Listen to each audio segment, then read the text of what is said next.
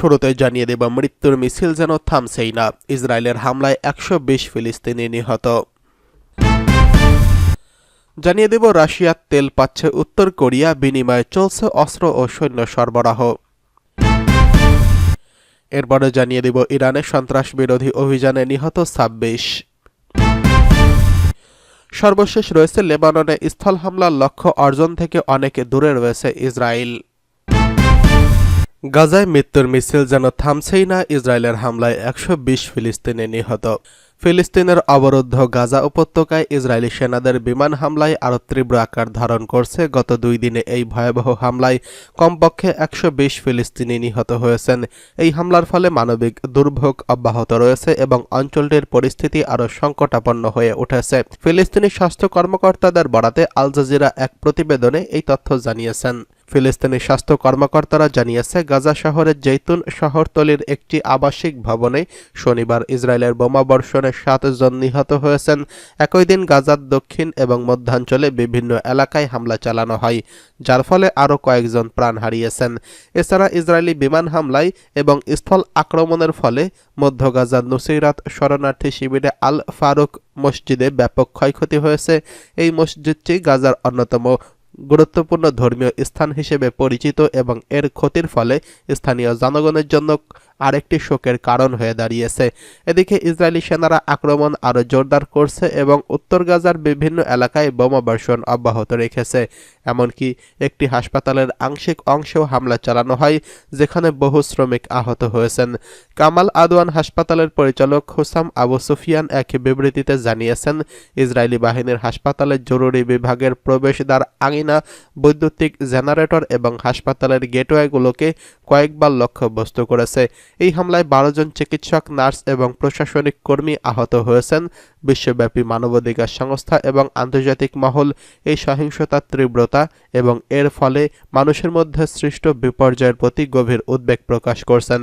গাজায় জনগণের জন্য জরুরি মানবিক সহায়তা পৌঁছানো অত্যন্ত জরুরি হয়ে পড়েছে, কিন্তু অব্যাহত বোমাবর্ষণ এবং আক্রমণ পরিস্থিতিকে আরও জটিল করে তুলছে। গাজার মানুষের কাছে শান্তির, নিরাপত্তা এবং সহানুভূতির প্রতীক হয়ে দাঁড়ানোর প্রয়োজনীয়তার আরও তীব্র হয়ে উঠেছে। আন্তর্জাতিক সমাজকে তাদের দায়বদ্ধতা এবং মানবিক চাহিদাগুলো পূরণের জন্য একত্রিত হতে হবে। বেসামরিক নাগরিকদের নিরাপত্তা ও অধিকার রক্ষা করা এখন একান্ত জরুরি। এই সংকটের শান্তিপূর্ণ সমাধানই মানবতার জন্য একটি অবিচ্ছেদ্য দায়িত্ব।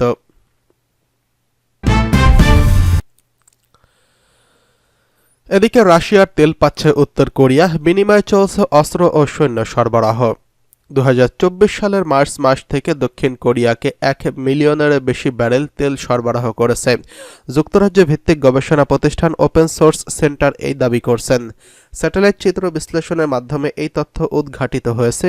তেল সরবরাহের বিনিময়ে উত্তর কোরিয়া রাশিয়াকে ইউক্রেন যুদ্ধে ব্যবহারের জন্য অস্ত্র ও সৈন্য সরবরাহ করছে। ব্রিটিশ পররাষ্ট্রমন্ত্রী ডেভিড ল্যামি এবং বিশেষজ্ঞরা বলছেন, এই ধরনের লেনদেন জাতিসংঘের নিষেধাজ্ঞা সরাসরি লঙ্ঘন। উত্তর কোরিয়া সীমিত পরিমাণ তেল সরবরাহে অনুমতি দেওয়া এবং দেশটির অর্থনীতিকে দুর্বল করে পারমাণবিক অস্ত্র উন্নয়ন রোধে লক্ষ্য নিয়ে এটি করা হয়েছিল। বিবিসির কাছে শেয়ার করা স্যাটেলাইট চিত্রে দেখা গেছে, গত ৮ মাসে উত্তর কোরিয়া ১২টিরও বেশি তেলবাহী ট্যাঙ্কার রাশিয়া ফার ইস্ট অঞ্চলের একটি তেল টার্মিনালে ৪৩ বার পৌঁছেছে। চিত্রে দেখা গেছে ট্যাঙ্কারগুলো খালি অবস্থায় রাশিয়ায় পৌঁছেছে এবং তেল নিয়ে ফিরে যাচ্ছে। ওপেন সোর্স সেন্টারের প্রতিবেদনে বলা হয়েছে, এই তেল সরবরাহ উত্তর কোরিয়াকে এমন একটি স্থিতিশীলতা দিচ্ছে যা জাতিসংঘের নিষেধাজ্ঞা আরোপের পর থেকে দেশটি পায়নি। জাতিসংঘের সাবেক ৪ জন বিশেষজ্ঞ জানিয়েছেন, রাশিয়া উত্তর কোরিয়া সম্পর্ক ক্রমশই ঘনিষ্ঠ হচ্ছে। এই সম্পর্কের প্রভাব আন্তর্জাতিক নিরাপত্তায় পড়েছে। বিশেষজ্ঞ থিউ গ্রিপস বলেছেন, এই লেনদেন পুতিনের যুদ্ধযন্ত্রকে শক্তিশালী করছে। এটি হলো তেলের বিনিময়ে ক্ষেপণাস্ত্র, গোলাবারুদ এবং সৈন্য সরবরাহ করা। ব্রিটিশ পররাষ্ট্রমন্ত্রী ডেভিড ল্যামি বিবিসিকে বলছেন, ইউক্রেন যুদ্ধে টিকে থাকার জন্য রাশিয়া উত্তর কোরিয়ার উপর ক্রমশই নির্ভরশীল হয়ে উঠছে।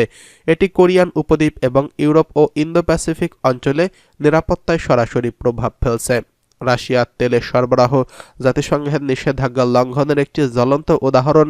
এই নিষেধাজ্ঞা অনুযায়ী উত্তর কোরিয়া বছরে সর্বোচ্চ ৫ লাখ ব্যারেল পরিশোধিত তেল পেতে পারে, যা দেশটির প্রকৃত চাহিদার তুলনায় অনেক কম। তবে চুক্তির মাধ্যমে রাশিয়া ও উত্তর কোরিয়া নিষেধাজ্ঞা উপেক্ষা করে নিজেদের স্বার্থ সিদ্ধি করছে। বিশেষজ্ঞরা সতর্ক করেছেন, এই লেনদেন শুধু রাশিয়া উত্তর কোরিয়ার সম্পর্ককে জোরদার করছে না, বরং ইউক্রেন যুদ্ধ ও বৈশ্বিক নিরাপত্তায় ব্যাপক মারাত্মক প্রভাব ফেলছে। আন্তর্জাতিক সম্প্রদায়ের কাছে এটি উদ্বেগের বিষয় হয়ে দাঁড়িয়েছে।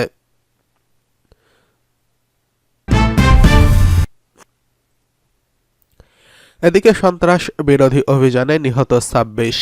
ইরানের সিস্তান বালুচিস্তান প্রদেশের সন্ত্রাসী গোষ্ঠীগুলোর বিরুদ্ধে পরিচালিত অভিযানে ২৬ সন্ত্রাসী সহ নিহত হয়েছেন এবং আটক হয়েছে ৫০ জন। ইরানের বিপ্লবী গার্ডের গ্রাউন্ড ফোর্স কুদস বেসের মুখপাত্র ব্রিগেডিয়ার জেনারেল আহমদ সাফাই এই তথ্য জানিয়েছেন। জেনারেল সাফাই জানিয়েছেন, নিরাপত্তা শহীদ নামক একটি সামরিক মহড়ার অংশ হিসেবে এই ক্লিয়ারেন্স অপারেশন চালানো হয়। মূলত এই অভিযানের লক্ষ্য ছিল সন্ত্রাসীদের কার্যক্রমের ধ্বংস করা এবং অঞ্চলের নিরাপত্তা জোরদার করা। তিনি বলেন, এই মহড়ার মূল উদ্দেশ্য ছিল নিরাপত্তা বৃদ্ধি করা, যা এই অঞ্চলের শান্তি ও স্থিতিশীলতা আনতে সহায়ক হবে। সিস্তান বালুচিস্তান প্রদেশে মূলত দুটি ইরানের একটি সংবেদনশীল এলাকা, যা বহুদিন ধরে সন্ত্রাসী কার্যক্রম ও সীমান্ত নিরাপত্তাহীনতার মধ্যে পরিচিত। আইআরজিসি নিয়মিতভাবে এই অঞ্চলে সন্ত্রাস বিরোধী অভিযান পরিচালনা করে থাকেন।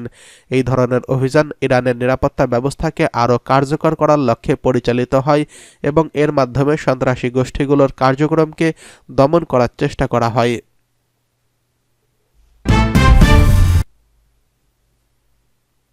লেবাননে স্থল হামলার লক্ষ্য অর্জন থেকে অনেক দূরে রয়েছে ইসরায়েল। সশস্ত্র গোষ্ঠী হিজবুল্লাহকে সীমান্ত থেকে সরিয়ে দিতে সেপ্টেম্বরের শেষের দিকে লেবাননে স্থল হামলা শুরু করে দখলদার ইসরায়েল। তাদের লক্ষ্য ছিল লিটানি নদীর দক্ষিণ দিক থেকে লেবাননের সীমান্ত পর্যন্ত ৫০০ স্কয়ার কিলোমিটার অঞ্চল নিয়ন্ত্রণে নেওয়া।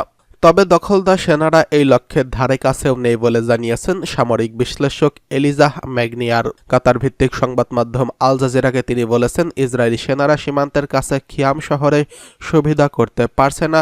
তারা পশ্চিম প্রান্ত থেকে ঢোকার চেষ্টা করছেন, কারণ উপকূলের পার্শ্ববর্তী সড়ক এবং নৌবাহিনীর সঙ্গে প্রবেশের চেষ্টা করলে তারা বেশি সুরক্ষা পাবে। কিন্তু এর জন্য তাদের উঁচু জায়গাগুলো নিয়ন্ত্রণ করতে হবে এবং নিশ্চিত করতে হবে চামা, নাকুরা এবং আল বায়রা শহরের মধ্যবর্তী অঞ্চল এবং হিজবুল্লাহর কোনো প্রতিরোধী যোদ্ধা থাকবে না। কিন্তু তারা এই লক্ষ্য অর্জন করতে পারেনি। এই বিশ্লেষক আরও বলেছেন, বিনতে জেবিল, মারজাউন এবং লাব্বুহারের মতো শহরগুলোতে বড় অংশ এখন ইসরায়েলি বাহিনীর নিয়ন্ত্রণে নিতে পারেনি। তার মতে, দখলদার ইসরায়েল এই মুহূর্তে যুদ্ধবিরতির কথা বলে আসলে সময় নেওয়ার চেষ্টা করছে, আর এই সময়ের মধ্যে নিজেদের লক্ষ্য অর্জন করতে চাইছে। এই ক্ষেত্রে হিজবুল্লাহকে লক্ষ্য রাখতে হবে দখলদার ইসরায়েলি সেনারা যেন উঁচু স্থানে থাকতে